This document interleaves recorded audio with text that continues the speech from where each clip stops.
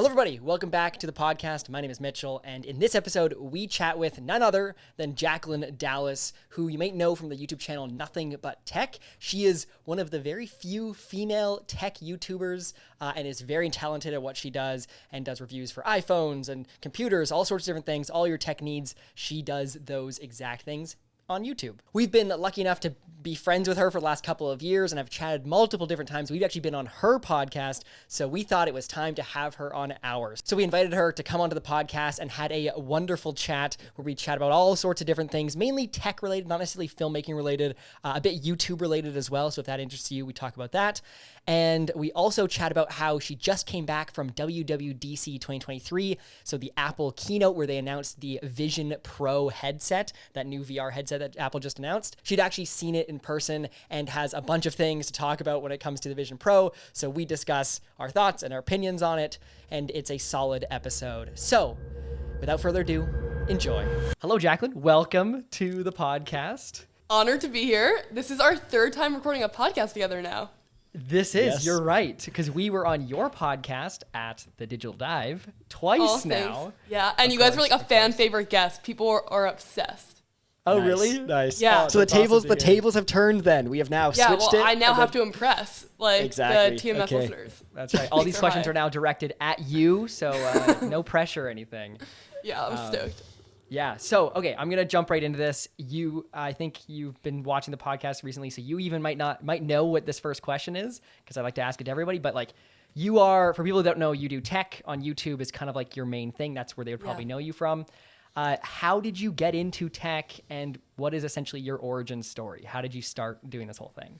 Yeah. Oh, I've watched, I love this question because I think every creator has such a different story of how they got into it. And I think what's really cool about YouTube is you can filter a channel page by first video. So please don't do that because the first video is horrible. But hypothetically you could, and you can kind of feel the beginnings. They actually removed that feature. No. You can if you go to the video tab, what? you can now do most popular, latest, and for you. And there's YouTube, no more, what are you doing? And there's That's no crazy. more oldest. Yeah. Oh, so I used to do that all the time. I'd always go to a channel and then just scroll basically oldest to newest. So and now then, you have to do it manually. You have to scroll down. Someone with a ton manually of videos, scroll down through 300 videos. All right, that is less convenient. Hypothetically, you could still do it though and see a creator's journey. And what I think is amazing about that is you could see that no one's really a natural. Everyone starts out not really understanding things, putting themselves out there and starting from 0 subscribers. So I started when I was 13. From 0 subscribers. My first video ever is a microphone unboxing that my mom actually helped me film. And I was buying a mic for the YouTube videos, and I open up the mic, but then decide that I'm gonna re-voice over it and post, which is the worst idea ever. So everything is out of time, with my hand movements, I'm making bad jokes, it is the world's worst video. But it was my starting point, and then I started really for two main reasons. I was always really interested in tech. And I loved making videos too, kind of like you guys. I was always making videos with friends when I was a kid. And then my grandma always needed tech help, so I was sending her short little videos on how to download a Kindle book or reset her email password. And then I was also watching these keynotes of Apple would come out with a product, and I'd be skipping school to watch. And then my friends would text me all right, what do I need to know about the iPhone? So I kind of became the tech messenger in my life, and I loved talking about it. So I started posting to YouTube, and that was kind of the journey. So where do you think that fascination with tech comes from? Do you think it's your parents, or where do you think it came from? Environment, maybe? The environment, nature versus nurture? I don't know. I think it's both, honestly. My parents are both pretty techie and into they definitely were on the early adopter side of smartphones and Photoshop and computers and email and stuff like that. I remember when I was 4 years old, one of my best family friends got an iPod, or maybe I was 6 or 7, got an iPod Touch. And I was playing with it for he was showing me iKick on it, which is this one of the OG games on the App Store. And he was showing it to me, and he was so infectiously excited about technology that it really kind of made me excited about it too. But even before that, I don't know, I always loved it. I think what I really liked about it was it was very intuitive to me. And I also loved making videos, and I really also singing a lot, and I feel tech enabled a lot of the creation process. And then also I feel anytime you're good at something growing up, you kind of like it more. So I kind of naturally was good with tech, and then because of that, I kept spending more and more time and liking it more.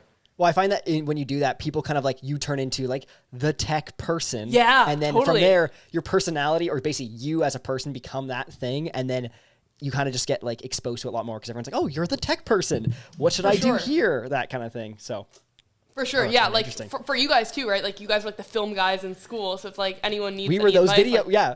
We were those video guys. That's like our thing. Yeah, was that's like so true. video. So, oh, that's kind of That's interesting to hear your parents, you said, are like early adopters, because I feel like a lot of people's parents are not. And they're like, Yeah. my mom doesn't even know how to use I'm not saying my mom literally, but some Yeah. people are like, my mom doesn't know how to use the remote control for the TV. I have to tape off the buttons she shouldn't be Yeah. clicking. And Oh my things like God, that. yes. And you're saying that your parents, early adopters of smartphones, and they were kind of Yeah. with it. I'm like, okay, that's probably where it came from, because that's more unique than stories I've heard for sure. I've never thought about that before, but yeah, you're totally right. Like the fact that they're so good at tech makes my life so much better because I can share it with them. Like I know a lot of YouTubers Yeah. say that they like their parents don't even understand what they do for work. Yeah. And I think Yeah. that is like so challenging. I don't think our parent or our mom at least doesn't necessarily understand what we do. My dad probably has a bit better of an idea, but my mom is a bit like, so like who's paying you and where are you getting this money from? You're like, And, you're traveling in the middle of Yeah. the like country. Like what's Yeah. going on? exactly. You're not gonna die, So- right? You're Hopefully, like strapping right? like camera to your head and like pioneering Yeah. a new Yeah. format on YouTube. Like what's happening? Yeah, but she's also our Exactly. biggest fan, so it's like she doesn't Oh, know what's love going it. on, but she also just Yeah. loves But she it, whatever it supports. is. Yeah.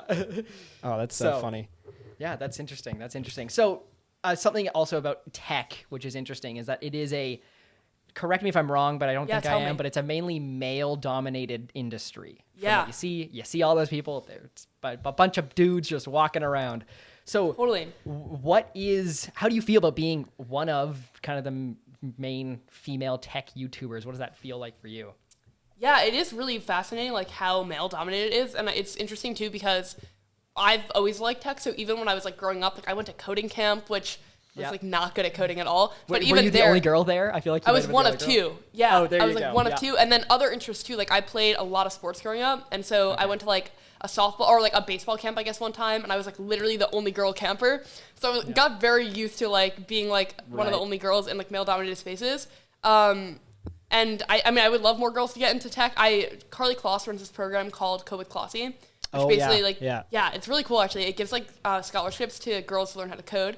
I like got involved with that last year. I got to like attend the camp, and when someone goes to that, I forgot what the exact statistic was, but it was like they were significantly more likely to go into computer science after if they had no interest before. So I think Right, a huge yeah, part of it right. is like we need to expose more girls earlier on to tech. I think there is kind of like this general undertone in society of like not being super interested in tech. Well, yeah, you see like the Silicon Valley tech bro, and like Yeah, that's oh, just for like that's sure. what you see, and then you're just like, well, obviously not a Not women for thing. me. So yeah, it's not. I mean, it's even not in a very film, it's kind of male dominated, right? yeah. It Well, is. more like yeah, not- definitely in terms of like the camera operator filmmaker side of things, but.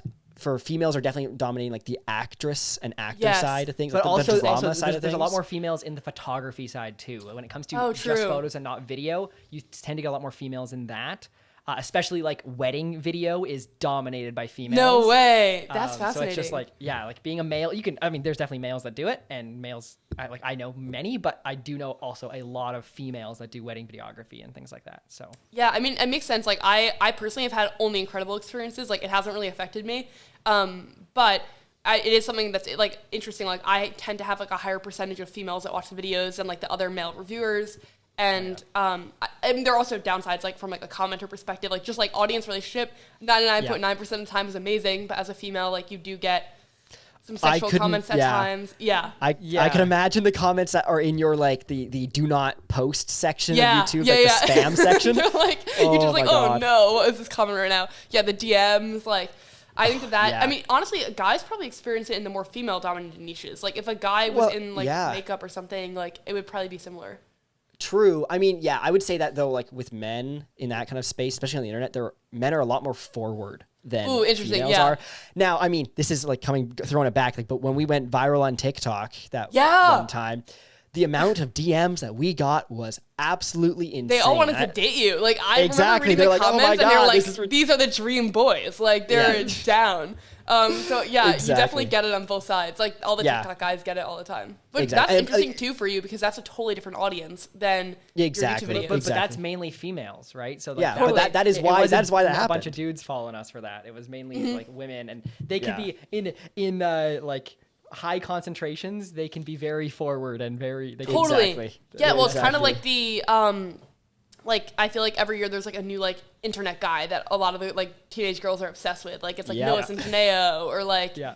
And that is like the one rare case where it's different. But yeah, generally in a lot of the niches, like it's more so the guy commenters that are I mean, there were some very creative and colorful comments that we got on Instagram. Like, oh my God, it's like ridiculous. But yeah, people just go for it. But that was also that's such a 15 minutes of fame kind of thing. For you, it's like, you've done this for years. So like you have so much more time and exposure to experience so many other God, I couldn't even imagine. Yeah, amazing things, terrible things, like both. But yeah, I mean, you guys have it too, right? Where TikTok is like very interesting because it's very more like the way that you guys went viral, more like superficial, right? They just like you for your looks. On YouTube, it's interesting because it could be like, it's definitely your looks, but then again, on the negative side, it's your looks, but then because they're spending so much time with you, they also feel like they intimately know you. So you kind of get both. You get that parasocial relationship side. Yeah. Parasocial and then romantic, and you're like, what is going on? But like 99.9% of the comments are amazing. And like, I think one of my favorite parts about YouTube is the community aspect. Like getting to talk to people that had this shared tech interest. Because again, when I started, like no one liked tech. I was like the tech person in my life. And like, there was no one that related to the level of like intensity about it that I loved it. And like filmmaking too. And so I think like one of my absolute favorite parts, the part that keeps me so motivated on YouTube is like posting a video and then talking to everyone that literally supports like, if they didn't watch the videos, the career like doesn't happen, like nothing happens. It's pretty wild. Well, because I know that because you interact with like obviously like MKBHD and like all like the big tech everyone people, that loves tech, and you're like friends with them and stuff. It's kind of interesting you say that though, because for us, like because TMS has been 3 people, now it's 2 people. We've always been our own kind of like community in terms of like as an organization. That's cute. So we've never really kind of done the thing where we've kind of gone out a lot and kind of like expanded beyond and try to say collaborate with other people because we've always had people to collaborate with. Yeah. So it's interesting us coming back to YouTube and getting back into doing all this. We want to kind of like really get into collaborating with other filmmakers and do stuff with other people, not just ourselves. Yeah. Because that also helps probably keep things like, I don't know, interesting, fun, motivating. Yeah, you're like inspired. Like, kind of you have people to like relate to. And what's really Exactly. amazing about Tech YouTube that I feel like it's sad that film doesn't have is that there are constantly events. So like 2 days ago, I was in San Francisco for like the Apple WWDC. I want to talk about that. So yes, and so that brings the community too, right? It's like I met all these YouTubers that I'm now really good friends with because we're all constantly flying to the same places, staying at the same hotel, having dinners together, going to the events together, like. And everyone understands like the grind of like pulling an all-nighter to edit a video and like the excitement of getting to try new products. Be the first one to post it. Yeah, be the first person to post. So okay, can I add, like so when you do that, say for example, like MKBHD, he was the first video I saw about the Apple Vision Pro. Yeah, he killed it. So does he like? Yeah, I saw his video got like first #1 on trending and everything. Yeah, it's amazing video. Does he basically? I don't know if you know this or but like when he films a video, is he like okay? Camera off, beeline it straight for the hotel and just start editing? I think we were all kind of like that. Like at the event, like we're all hanging out and stuff before, but then like you're filming and then it's like it's go time. Like I remember. So there's no wasted time. Like everybody's there and then they just like get things just cranking as soon as they're okay. It depends though because there are certain events. No, go ahead. Sorry, no, I was gonna say his video is currently sitting at 12 million views. So it's unreal in 3 days. Yeah, timing. So. First of all, he's incredible. Like I actually think that video is a masterclass in explaining tech to like. Tech enthusiasts and the general public. Like it is so well done. Every single person that has asked me about the event, I'm like, watch this video. But also it shows like timing is so crucial because you could create an amazing explanation, but if you post it like 5 days after the event, no one cares. So I think like there is a time pressure in tech and honestly in any like reporting niche where it's like timing does play like kind of half the formula. Yeah. But I feel like Marquez has a system down pat for getting videos out. Like time to market for him seems so freaking fast. It's ridiculous. Yeah, because I think it's like any creation. Like honestly, what I'm in the process of doing right now, and I think what you guys are too, is like figuring out a format that people love that is also sustainable. Because I think the worst spot to be in as a creator is like making a video that is so taxing that when you finish it, you're like, F this. If I ever have to do this again, I'm going to lose it. Like, and I've been in that position several times. And so I think for him, like he knows exactly what people love, what format like gives him most value and how he can make it. And so it's like, honestly, like I had this with like a lot of the hands-on videos. Like I know exactly, and now I'm changing the format because I want to grow the channel bigger. And so I feel like the next step is changing the format. But it used to be like sit in a hotel room, record for 10 minutes of A-roll, cut that down to like 5 minutes, overlay B-roll, and I could like finish a video in 3 to 4 hours. And so I think like as a creator, especially when you get into event season, having the system down is super important. So that's going to be like September to December of this year. But that's kind of the event. And then also now a lot of the manufacturers like set up dinners and stuff with like the strategy team and the R&D teams. You can kind of meet and ask questions. They tend to do it before the events though, because they know after the events people are like in go mode of trying to like get the video done. Exactly. Well, it's funny you say that because I remember seeing someplace, I think it was on Twitter or it was a podcast, but Marquez was saying, oh yeah, I sit down and I edit an entire video in one sitting. Yeah. And to me, I was like foaming at the mouth because I'm like, this is like, if I could do that, oh my God, my life would be awesome. That'd be How awesome. long is it you guys can't do it because it takes so long? Well, it's that as well as... You're going to be sitting in that chair for 24 hours. Yeah. Right? Like, it's not... And also, wild, you kind of just, like... I'm assuming in one sitting, he means, like, you can bang it out in, like, a 4-hour edit, right? 4 or 5 I used to do, edit. like, a 9-hour edit in one sitting. Okay. Wow. So I think maybe he does, like, a 9, like, he's, like, leaves the event at, like, 4 and is up until, like, 2 a.m. type of thing. Okay, sure. Yeah, but even then, like, I'm just even saying for his normal YouTube videos, he probably is, like, sitting down for, like, 4 hours at a time, maybe, or whatever. And it's like one of those things like our videos, you just can't do that because you need to, like, you can sit down for 4 hours, but you're only going to get about 50% of it done or 30% of it done by the time you get 4 hours in. So. Well, then it's also, there's always typically a lot more going on in the video. So there's like more locations, more footage to deal with. Like you're like threading the story as you go. Exactly. For him, it's like A-roll and B-roll, right? That's the two kind of main visual assets that he's dealing with, and then titles and all that kind of stuff. So he can kind of build the narrative through his A-roll. So he just films what he needs to say in A-roll, and then he's just plunking stuff on top. Where for us, it's like, okay, we're doing A-roll, B-roll, now we're cutting to vlog, and now we're cutting to like a bunch of other stuff, different location this time. Okay, transition shot to another location. So it gets like a lot more complicated. Yeah, like I've been doing more like day in the life, which is exactly that. So it's like the cutting between. And then I also have done the very traditional A-roll, B-roll. They both take a tremendous amount of time. I think people underestimate how long the A-roll, B-roll takes because you're still like cutting for moments of like, narratively it has to be incredible because you have less visual things going on. So like you need to keep the interest of what you're saying. So there's a lot more pre-planning. And then also what B-roll shots you use, like how you zoom, like all of it actually matters. So I think he probably spends a ton of time. But I will say, like they're definitely, when you have any amount of like story of serendipity, like you're not planning, it inevitably adds more time to the edit. And there also, I think, and let me know if you guys have this too, there's inevitably a time in the project where you're like, I hate this. Like this is the worst video I've ever made. Like every time. This is never going to work out. Okay, I'm glad you experienced that too because I, like on the last video, I was like, all right, this video just sucks and I don't even want to make it. And then when I finished it, I was like, all right, this is good. Like, I'm happy to hit upload. Yeah. Is it actually that good? I'm not even sure. You're so jaded. You've seen it so many times in so many different ways that you're just like, this just seems terrible to me now. But you know what? Let's let it rip and see what happens. And everyone's like, I love it. You're like, you know what? You I post love it, people are like, wow, this video is really good. And you're like, okay, I guess maybe. Like, I don't know. Yeah. Whereas I think when it's like more of a like A-roll, B-roll, like you're then judging like yourself on like how articulate you are. It's kind of like a podcast. I feel like the podcast, I never question as much of like, does this suck? Because it's just a conversation. So it's either good or it's not. But with a video, there's so many more like what music choice you did, like the cuts. It's just a lot more artistic, which is amazing. But then there's more room for like hating it. Right. Well, now, did you? So you went to San Francisco for the WDC. But before you get into that, how long are these events usually? Really depends. So like the keynote is normally an hour to 2 hours. So that's like where they like tell you about the product. Then you have the hands-on. So the hands-on is like you go right from the keynote. Now you have the product you're filming. I will say a lot of the companies now do like a pre-brief, which is like you see the product before the announcement even happens and you get an embargo. So they're like, here's a product, film the video, but don't post it until X time and date. Okay. That makes it less of a grind because then you have like 4 or 5 days to work on the video. It also makes the video do worse typically because now 30 people are posting all at the same time. Whereas if you're doing it from the event, then if you just work really hard and you're first, there's less competition of like videos. It's like a survival of the fittest at that point. Yeah, and also like when you're doing like an embargo, like pre-brief, everyone has like the same exact notes and like you're just all given the same information. Whereas when you're at an event, there's more like serendipity of like you could pick a different angle. And then also it depends on the event, Mitchell, but like for Google I/O, for example, when we were there, like it was like 3 or 4 days because we met with R&D, we toured the factory. So like you have the keynote, but you also have the other aspects. A lot to it, yeah. I would have thought you arrive, it's like a 1-day thing. You go there, you watch the keynote, you have your hands on time, and you're done. That's it. A lot of the times it is. The Apple event was. The Apple event, I was there for like 24 hours. Like I flew home on a red eye and I edited on the red eye, like the video. So I got there like the night before, was there, and then I was gone.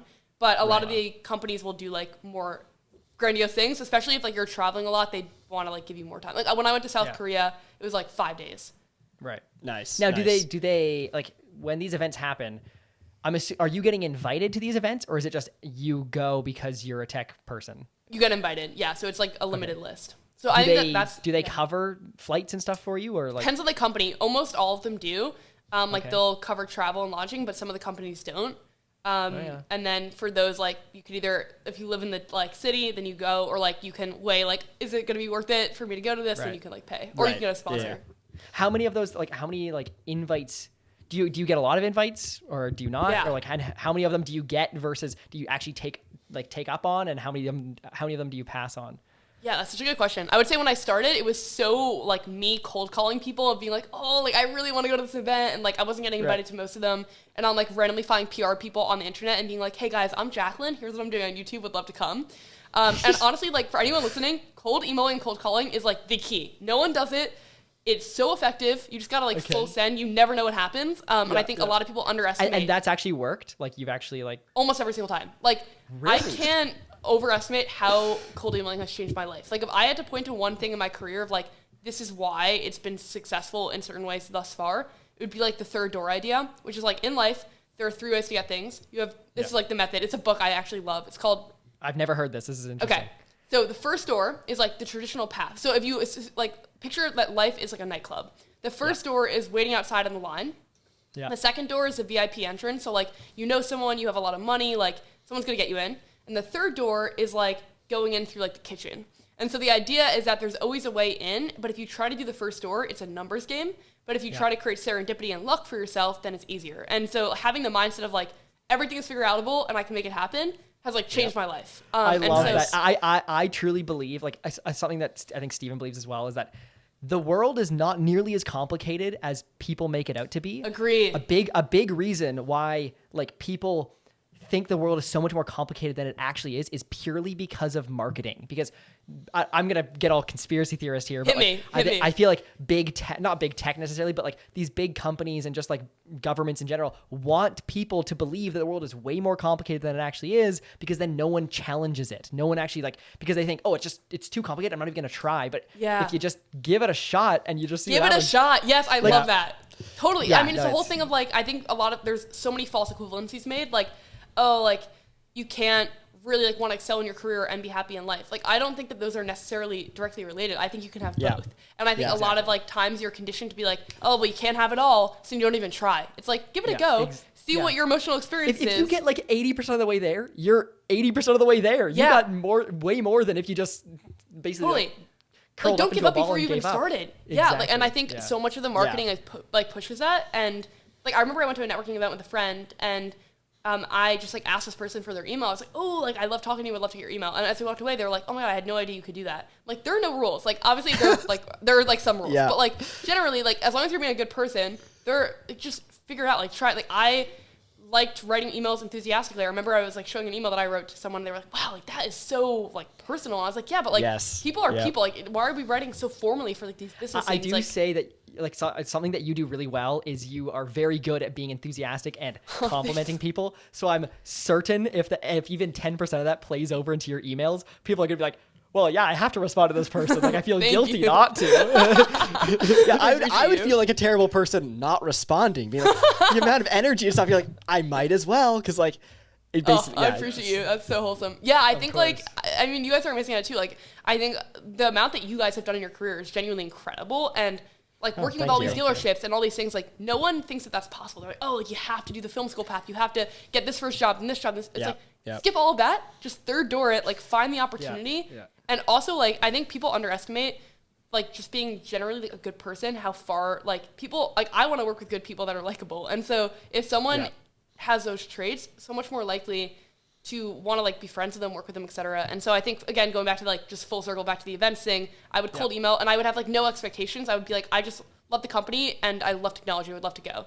And a lot of time it worked. And then now it's more so like inbound. And in terms of like sorry, I was gonna say like what kind of companies are you cold emailing here? Like is it every like company Apple, you can imagine? Android, Really? Apple, Google, but where Samsung. do you find the email for those? Like I'm just curious where you find it's the so email online. for those people. It's so accessible. You literally just look up Samsung PR rep immediately. Oh, really? Like you can find like people underestimate how easy and accessible a lot of information is. Yeah. Okay. And then I'm gonna start looking just because I'm like, Totally I can email the person, but I just don't know where to look for their email. They will respond. Should we start a tech channel? We'll just start cold emailing people. Get in TNS there. Tech. Yeah, I would be. I so want to go to down these events. if you They sound did. like so much fun. Like it'll be so awesome. They're amazing. They're actually like one of my favorite parts of the entire. Like I remember my first event ever I went was like a Samsung event, and that was like the first time that I met all the other tech YouTubers. I was like maybe 15 at the time, and it changed my entire life. Like it was the coolest event in the world. And so I think like people, obviously like, those are like the highlights. A quote that I think about a lot, and you guys definitely will probably resonate, is like everyone wants to be a YouTuber, but most people will hate the process. People want the result. Yeah.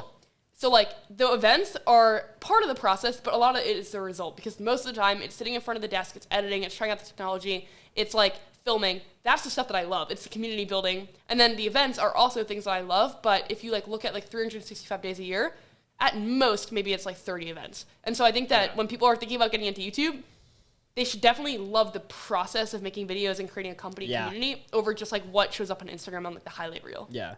I mean, like that's even like, because I mean, I've played the mind gymnastics and the mind game of being like, oh, what would it be like to start a new YouTube channel?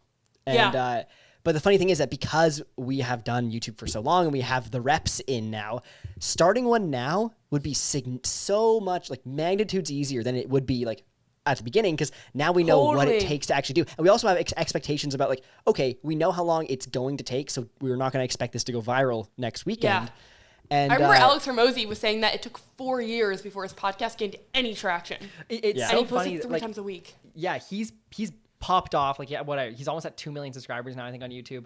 But I found that guy. I started following him when he had 30,000 subscribers. Wow. Oh my God. Like, how'd you discover him? Or I don't know. I was just surfing on YouTube and I found this business guy, and I was clicking through, and it was one of his like really like kind of like, because back in the day he just posted YouTube videos, but he didn't try very hard, so the thumbnails weren't that good, the titles weren't that good. And I remember just seeing this video and being like, yeah, who the heck is this guy? He's like this big, giant, yoked dude, and he's like doing business. So I click on the video, and what sold me is, you might remember this if you have looked back at some of his older videos, but he used to have a saying, which he doesn't have anymore, which is like, hey, my name's Alex, I have nothing to sell you. Yeah, I remember that. He used to say that all the time.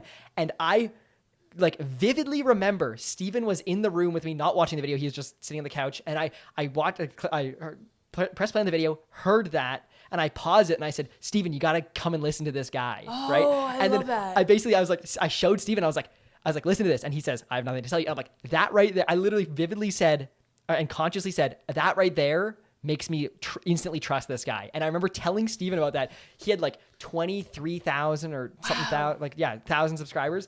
And I remember being like, yeah, he's got like some pretty good stuff. And then once he started kind of blowing up on YouTube and stuff, I was kind of like, no, please stop. Like, he's kind of like I knew about him. And I want to keep it as my secret, because it's like, especially his older stuff, I will say, is like 10 times more valuable than his current stuff, because his current stuff is very like for the algorithm kind of like engagement focus. So it doesn't go as deep, but his older stuff goes much deeper if you're interested in that kind of thing. So I remember watching it and being like, wow, this is such good stuff. And I binged all of his older videos, and then he started popping off, and I was like, okay, well, here we are. Like, I can't stop. It's like when someone's favorite artist goes viral, they're like so happy for them, but then on the other hand, they're like, but you're mine. Like, I want you to stay mine. Please stop. No, he's amazing. I think he's an example. I talk about this with one of my friends all the time, of like people that are just excellent.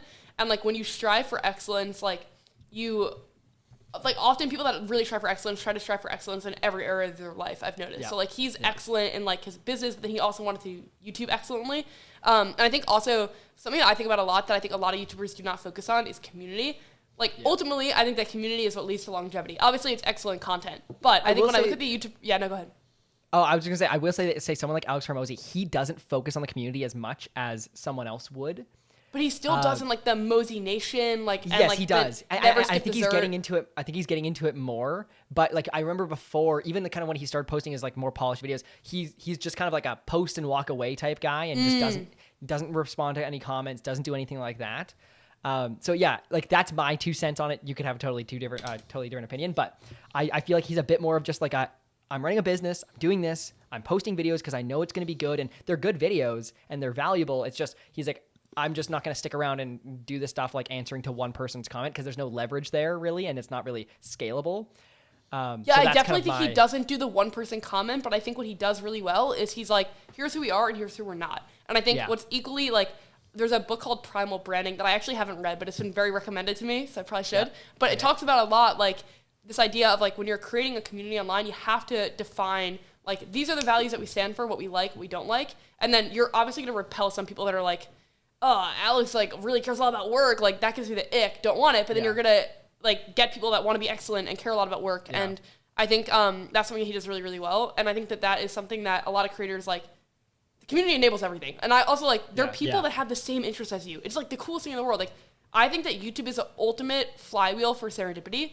You post a video, you never know who's watching it. It could be, like, your idol. It could be, like, this person that like, you're going to become best friends with. Totally, right? Like, even the way you and I met, like, all of us, we've never met in person yet. Never. None of us. That's crazy, actually. I forgot. And I feel like you're, like, a good friend of ours that we can chat with about most things. And it's like, it's pretty nice. And, like, we haven't seen you in person. I don't even know what your bottom half looks like. Yeah, you could tower over me as far as I know. I don't know how tall you are. That's crazy. Yeah, like, 5'8", but, like, that is wild. Same. I'm 5'8", 5'9". No way. Okay, so we're like similar height. Yeah, that's Same like height. Actually like wild that we haven't met in person. Yeah, and like we literally talk all the time. Like we've had like hour-long conversation, deep dives multiple times. Like I think it's YouTube just enables all the serendipity of like you never know what's gonna happen when you post online because it can lead to a job, it can lead to friendships. Like I think even if you never blow up on YouTube, you still learn a ton of valuable skills, and it will at least lead to like one serendipitous thing.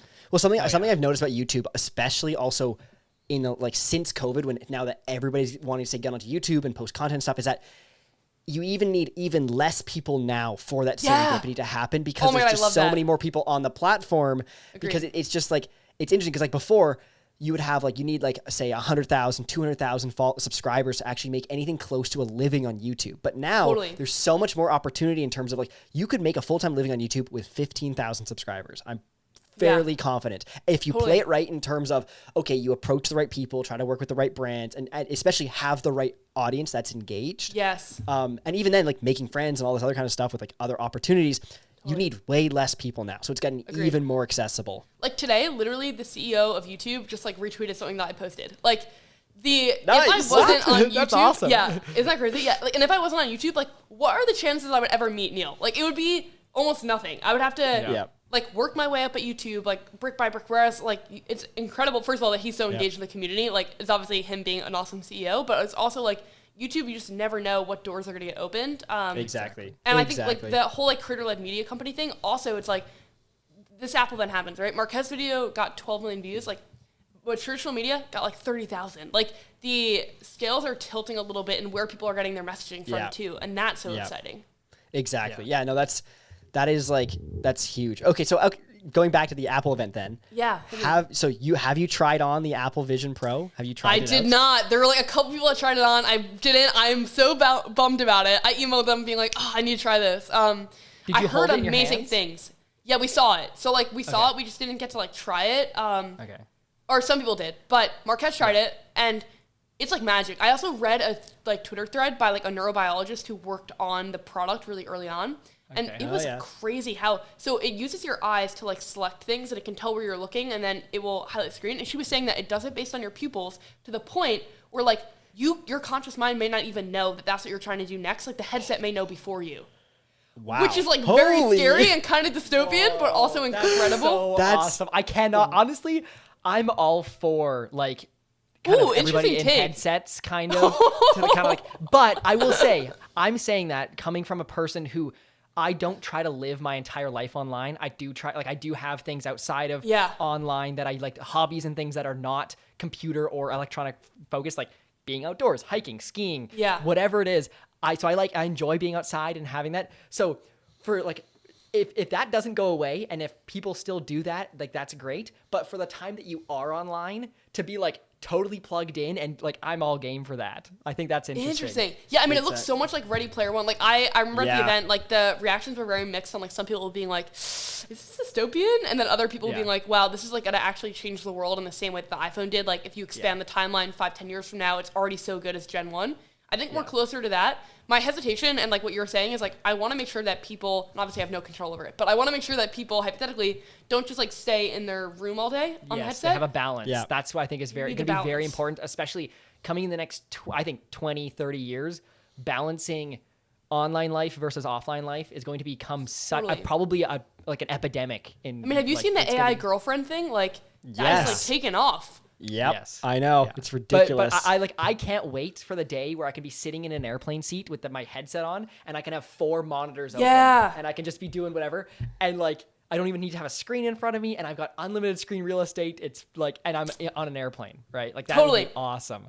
That's sick. Yeah. The other thing that I mentioned at the event, and I haven't gotten an answer on, and I don't even know, they probably haven't even researched it yet, is like, is it good for your eyes to have a screen that close to your eye, that bright for that long? Yeah, that's true. These are like the downside health implications. I guess the good side is that this Quest, or not, I keep calling it the Quest Pro, which is the like. It's the Vision Pro because that's the Meta one.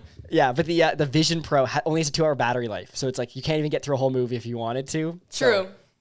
Yeah, you could do that. I guess you plug it in if you want to, but I think eventually it's going to be like glasses and like probably 10, 15 years from now, like that's close. And so it's just like I mean, they're doing this right now with social media, right? We got social media. Yeah. We didn't know what the bad implications are going to be. Incredible net positives, like all of our careers are from social media. And the downside is like body dysmorphia, comparison culture, like a lot of bad things have come out of it. Mental health crises.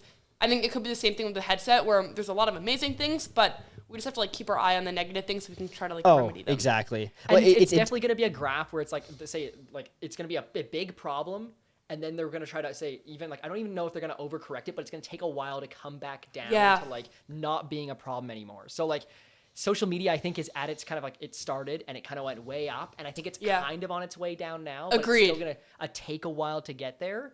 Yeah. But I think that like this could very well be very similar, where it goes way up and like people are spending months and years on end in their room not doing anything. As sad as that probably sounds, it's probably will be a reality at some point. Yeah. And then people will kind of basically smarten up to it and be like, oh shit, maybe I should be spending a year of my life inside, and then it'll come back down, and like it's like smoking, right? Smoking became super popular, then now it's on the way out. So for sure. Yeah. Well, it's interesting because like when we were in, I don't know if you remember this, Mitchell, but we were in Germany helping with Tom Sachs's art show. There's a guy there who was I do remember that. He was a former NASA engineer and who currently worked at Apple. No way. And it's kind of funny because his name was also Tom. I don't know what his last name was. That's bizarre. This guy's name was also Tom. But it was interesting because he also was friends with Mark Rober. So he knew Mark Rober working at NASA. And then he knew about it up until Mark Rober left NASA to go and start his YouTube channel. Yeah. And it's kind of interesting because he's like, oh, now this guy currently works at Apple. And he's talking about, and then we said, so can you tell us anything about like what you guys are doing? And he's like, no. It's like all it's so NDA. Like, Mark Rober said that in an interview too. He was like, I literally can't say anything I've done. Exactly. Which is why it's shocking that this person was able to say on Twitter. Yeah. But you were going to say, but. I was just going to say that he probably knew of this Vision Pro 2 years ago when this happened. Because I'm guessing that it probably took a good 5 years to develop I think it was like a solution for this.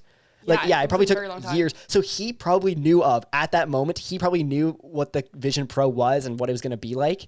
But obviously couldn't say anything. And today, 2 years later, is the day that he was able to kind of like actually be like, oh yeah, that's what it was. We can't confirm this. This is speculation at the highest degree. We're like conspiracy deep diving the whole podcast, but that tracks. But it's weird because normally it's like you're fully NDA'd. But weirdly on Twitter this year, I've been seeing a lot of people talk about what they've done in the Vision Pro.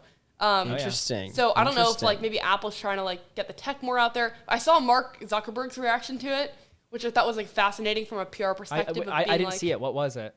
So he was kind of like, we think that this could be the future, but it's not the future that we want. We think it's like too expensive, not accessible. Of course, Mark. Of course, Zuck is saying that. He's just chapped. He's just chapped that Apple came out with one better, and it's like, fuck. Yeah. Fuck.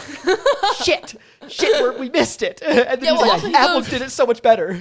And he was like, if you like look at their ads, you can see everyone's like socially isolated. We think that it's like should be like a more social experience, which I agree with in theory, but like the metaverse is not the social experience I want. Like a little avatar running around, like that gives me such a major ick. And like, I saw this TikTok actually, which made great points, and they were talking about how they were using this Vision Pro in a isolated room and stuff, and it's because they said that Apple understands the skeuomorphism. Do you know what skeuomorphism no, is? Hit me. So skeuomorphism. It's a design thing. It's a design thing where it's like, I don't know this, so please. So yeah, explain. skeuomorphism is the thing. So back when the iPhone first launched, all the icons and apps and everything that the iPhone had looked like the actual device that they were trying to replicate. So a classic example is the Notes app looked like a pad of paper with handwritten text, right? Okay. Nothing like it does today, because like that's early iOS and stuff. And so Apple's design language basically started out being like, hey, this iPhone takes what you already do in your real life, but just puts it online.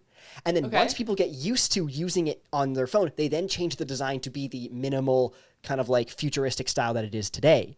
And so their whole idea behind that was saying, nobody's going to want to use these things if they're no one's going to want to use these products if they're so far removed from what they currently experience as reality today. So we have to make it like, you basically have to bridge the gap by making it super accessible first and then start changing it into what you want it to eventually be. So that relates to the Vision Pro being like, okay, people understand that you're not going to want to wear this headset right now when you buy one in a public place. You're not going to want to wear this headset with a bunch of people staring at you with this thing on, looking around like this. It's just like a maniac. Exactly. And so they're saying that, like, so this guy made great points saying like, oh, that in all the marketing material, you're in an isolated room in doing activities that you would normally be doing alone anyways. Yeah, on your phone. Exactly. Like when you're on your phone, you're usually not hanging out with other people. So when you get this headset and you start wearing it and you get used to wearing it, you'll eventually adopt into the idea that you can then use it with other people and it becomes more normalized. So then when they start using marketing material where you use it with other people, it's not so jarring and people aren't like, that ain't for me. Like I can't do that. That's right. Smart. And so it's the skeuomorphism. It's the skeuomorphism of the Vision Pro being like the design now, but like give it 3-4 years. I bet you they're going to start coming out with commercials with a bunch of people wearing them all at once. Yeah. And like where you're playing games together and you're all wearing the headset. I can almost guarantee it. And I bet the headset will look different. Like it's going to be less obvious, right? Exactly. Did you guys see the way that, so for anyone that doesn't know with the Vision Pro, it actually will detect, it has like 6 cameras and it will, all right, well, first thing, I'll get back to that in a sec, but I'm also glad that Facebook isn't the one killing it because from a privacy standpoint, Apple has explicitly said that they're not going to share, for example, iris data on like where you're looking on the screen, which is huge because like if Facebook had that and they were able to see like if we're going back to like the predicting like the action before you take it, how effective could advertising become? Like that would be scary. Oh my God. Well, that's what I heard at first. I was like, this is huge. And especially Meta being pretty much an advertising company, right? So Apple's not going to share any of the data. It stays on the device, they said, I think. So that's huge. But just going back to the other thing, in terms of like making it more accessible, they also have this feature where since it has 6 cameras, it can detect if someone's coming close to you and then it will actually show the user's eyes. So it looks like it's showing the eyes, but what it's actually doing is taking the cameras from the inside and photographing the eyes and putting it out. So it's like not actually like a translucent piece of glass. But that goes back to like, they were just trying to normalize it. And then eventually I think the hope is like tech keeps getting better and better and better. And it becomes like a regular pair of glasses, kind of like Google Glass. Yeah. It's kind of ahead of its time. Was way ahead of its time. Question for you. How do you think something like this Vision Pro is going to affect your life? If you were to say get one, say tomorrow, and let's also say you get one, say 2 or 3 years from now when it's a bit better, how do you think it would affect what you'd currently do? So I think thinking like the idealistic dream, like potentially dream, also dystopian picture is like eventually it's a pair of glasses you throw on, it replaces your phone, your laptop, everything, all of it's in one device. You can use it for navigation, you can use it for your displays, you can get text. Like I think that's the eventual like very long time away goal. Like could be like Ready Player One-esque, but hopefully not dystopian. I think in the short term, if I got it tomorrow, it would probably be mainly a media consumption device. I know that still wearing that type of headset makes people kind of dizzy after a while. So I don't know if I could like, that's what I've heard from some of the people like that have used like Meta Quest and stuff. So I don't know if I could edit on it because like a 10-hour edit with the display that close, like I can't wait for that day. I was thinking, I was like, have you seen the first Iron Man movie where like there's a really iconic scene where Tony, I think it's all over TikTok now because everyone's kind of referencing it, but like Tony Stark, like windows are coming in and he's turning stuff I'm doing obsessed this with his hands. And I'm like, I cannot wait until editing is like that where you can just be like, boom, boom, do this, turn this, push this, pull this, and you're like, you do everything with your hands. Just like a badass. So quick. And I'm like, it make you feel so cool too. And also like the gap in between like what you want to do and the action is going to become smaller and smaller and smaller. Exactly. So right now when you want to edit a video, right? You're not like limited to a mouse and keyboard. Yeah, like when you want to edit a video right now, you have the idea in your head and then you have to have the skill of understanding editing, finding the right music, pacing, etc. I think the goal with AI and all these things is like to make that gap smaller and smaller. So it's like idea in your head, execution. And so with the Vision Pro, it's like idea in your head, you want to like hit this tab, you literally just move your eye and then you hit the tab, or like you move your hand and then you're clicking something. So I think it's trying to make like the tech almost become like part of like the way you interact with the world, Yeah. which is a pro and a con.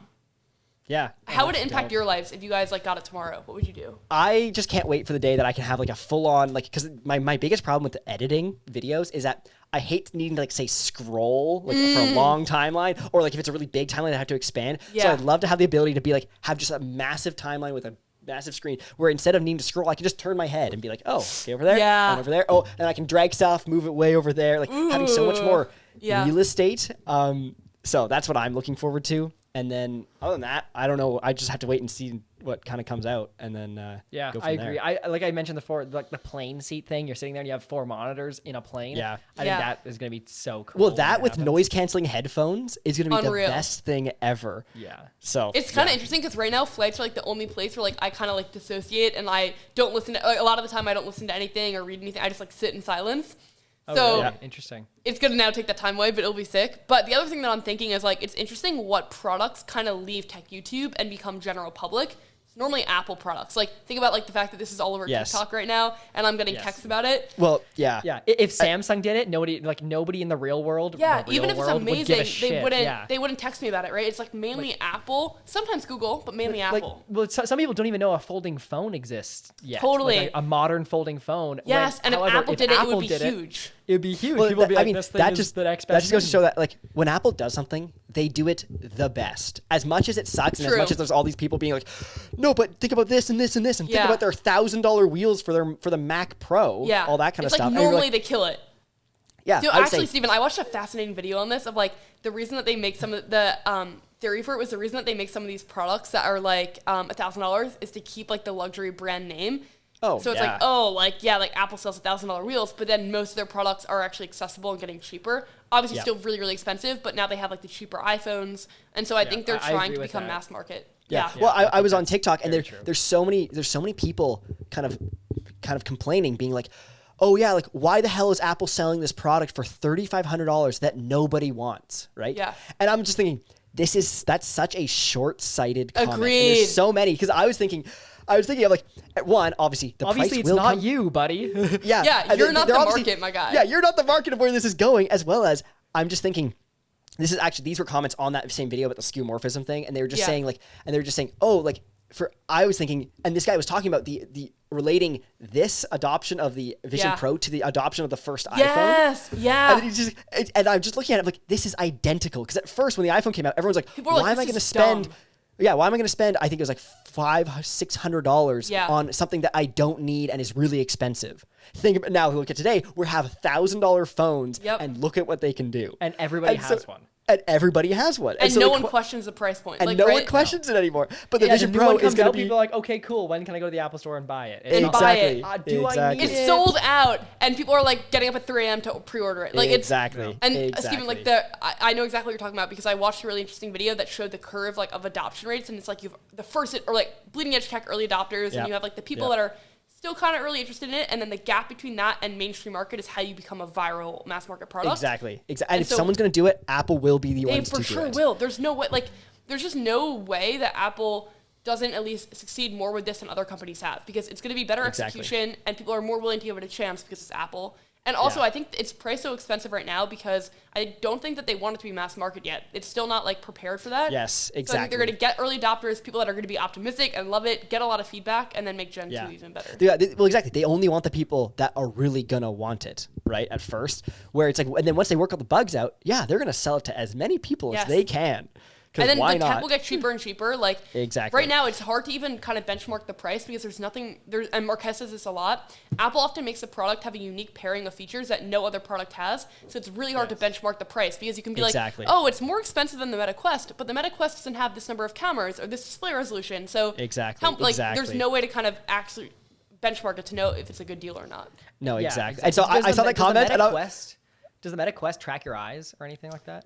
No, the Meta Quest uses like a remote thing. Like, this one doesn't have controllers, and it's like, okay, well, this is a first of its kind, basically. Yeah. So I saw that comment, and I was like, this is gonna age like terribly. But you know what? I'm here for it. Let's see what happens. That's like most things, though. That's like when people are like, oh, it's too late to start YouTube, or like, I honestly, Alex Lieberman, who runs Morning Brew, their podcast right now is killing it, and he did a tweet that I love that was like, people said that newsletters were dead, that we sold the company for like $80 million. People said podcasts were dead, and now we're number one. Like, And my response to it was like, people in the game always think it's possible. People outside the game always say it's impossible. Like, exactly. Players stay winning. People outside of it don't, because I think like optimists just are. I think it's better to live life with relentless optimism, even if sometimes you're wrong. Because like, live life immediately being negative as the initial reaction, it's just like so sad to me. Like, I feel like the series of events that has to happen for you to feel that way is obviously not great. And I think also like and obviously there's a certain level of privilege with this, but a lot of times like what you put out into the world tends to be what you get back. So like if you put out more like happy, optimistic energy, I think you're better off of like if you're negative.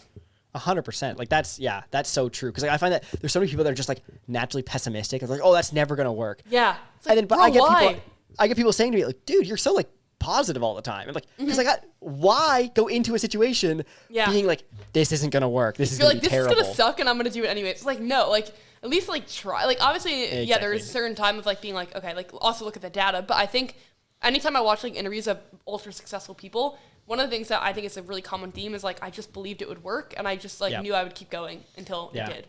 You got to have just like the unwavering confidence that something like that is going to work. So. Exactly. Let's move on from Vision Pro because we're going to be here all day if we don't. We have another quick question here. So what is the economics of running a tech YouTube channel? Like, do you have to buy the products? Do you get them sent to you? When you started, I'm assuming you bought them, or how does that whole thing work? So bought them a lot when I started, still buy them sometimes now. I think the economics of like tech YouTube is like every channel's so different. Like on a whole scale level, like you have brand deals, sponsorships, AdSense, affiliate marketing, consulting, public speaking, licensing deals, like kind of like the overall structure of that. And then on like what's specific to tech YouTube is in the beginning, I obviously had to buy a lot of products. Also cold emailed a lot in the beginning to get products. Highly effective as well, would recommend. Really interesting. Yeah. And then also I think the first phone that I ever got was like an LG phone, and they had reached out to me like, again, as like going back to the point of like YouTube being the serendipity point, like a flywheel. I had posted so many videos that like they just happened to see one of them, and they were like, oh, like we like your stuff. Would you want to review this phone? And so a lot of companies will send the product either on like a loan or to keep to review, but it's a review in it. So like it's very clear that they have no influence on the opinion of the video. And like ethically, that's like a very hard line. And then I think also some people will like, if they could, like, let's say you can't afford a product, then you can make like more like topical videos, like reporting on the news or interviewing people or breaking down a topic like software.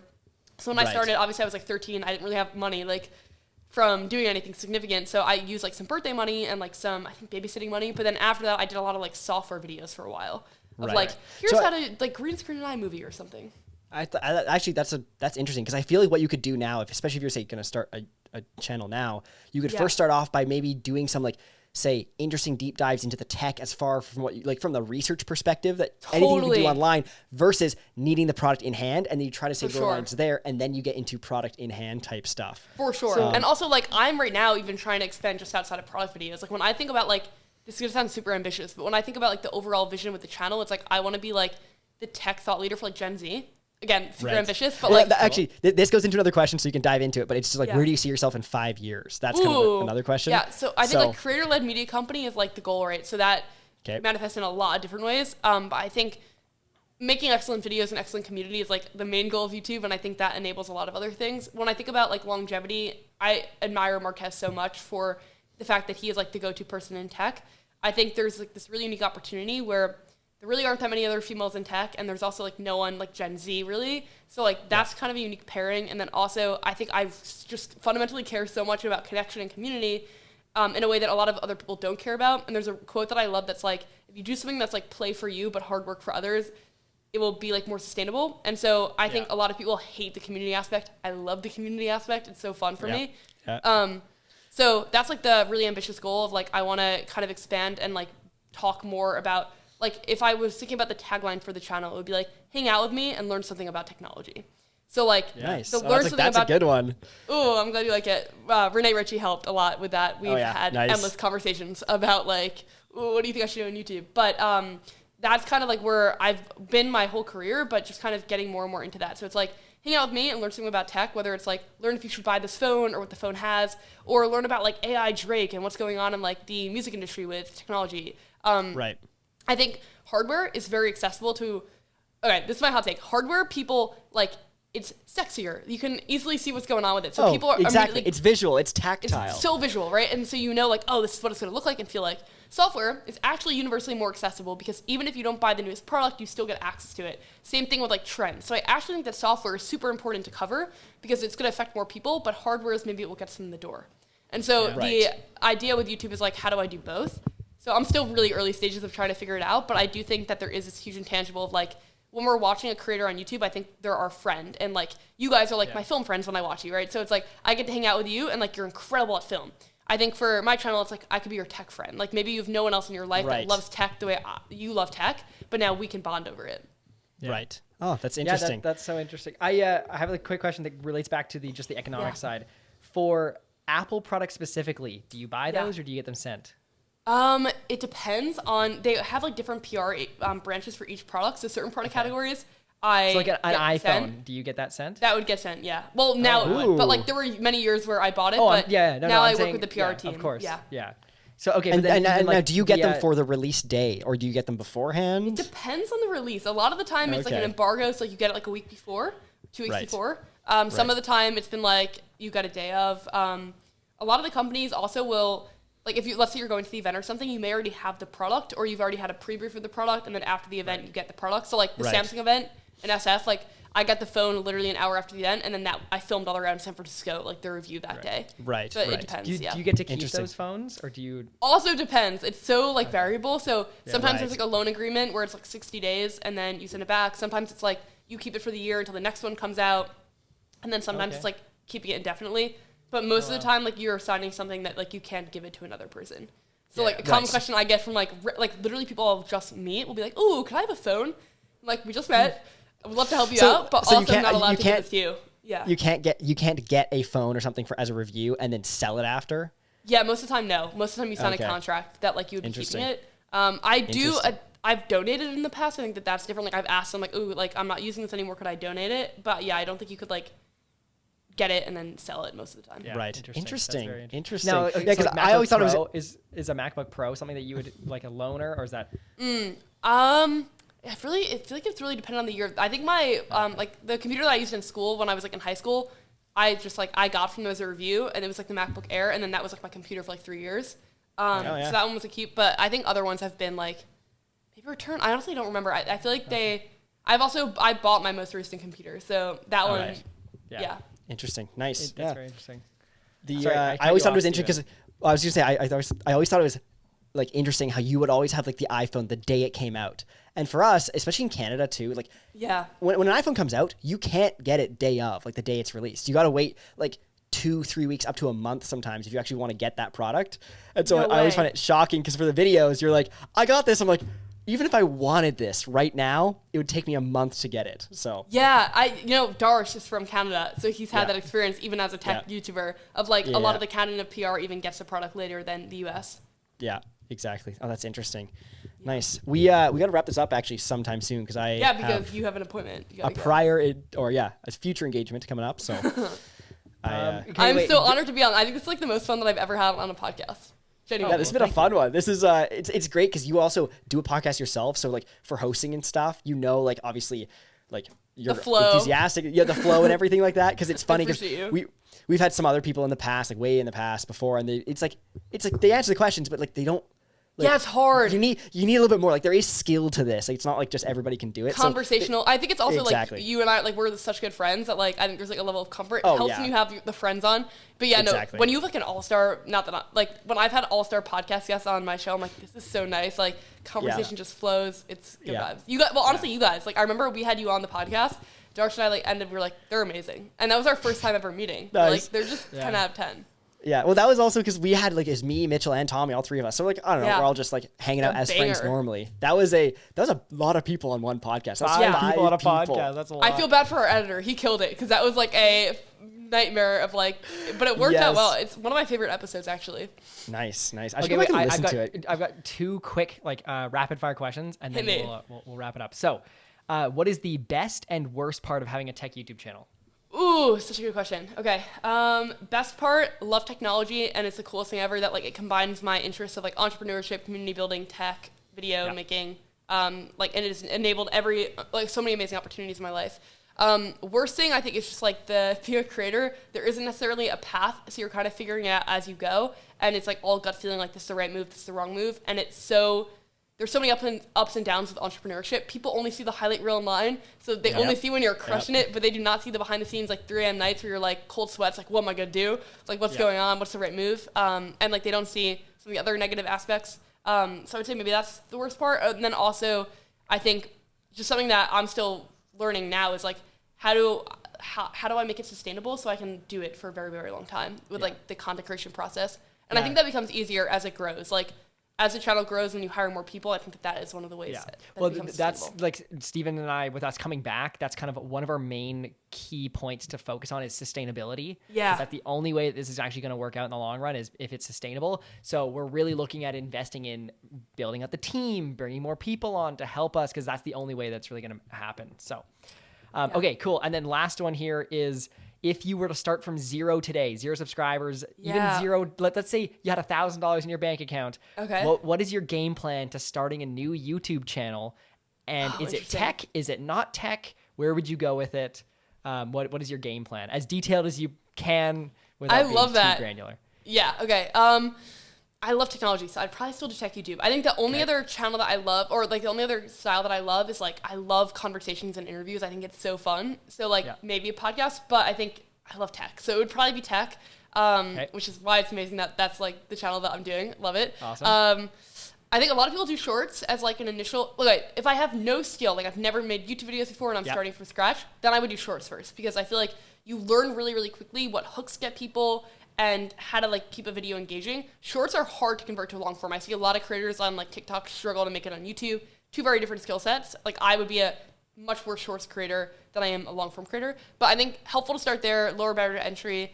I would just commit to posting like once a week for a year and be like, I'm expecting nothing from this, but I'm gonna learn in like that year. And then I think like excellence is just doing like the boring thing over and over and over again until you get good at it.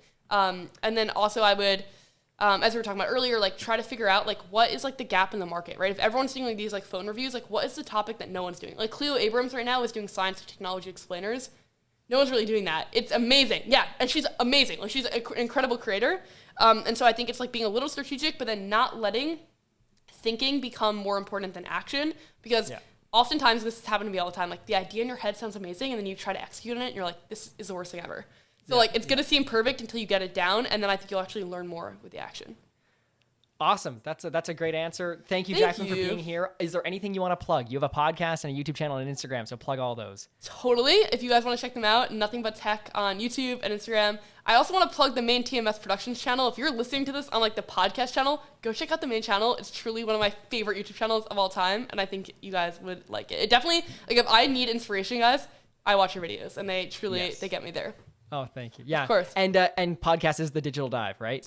Oh, yes. I appreciate you. Yeah. Yes, of course. Okay, awesome. Thank you everyone for watching. If you're here and you don't know about our main channel, I don't know why you're even here. Go check that out. Go check like, out what Jacklyn, are you doing? all of her stuff. Exactly. And we'll see you guys in a future episode. So see you later.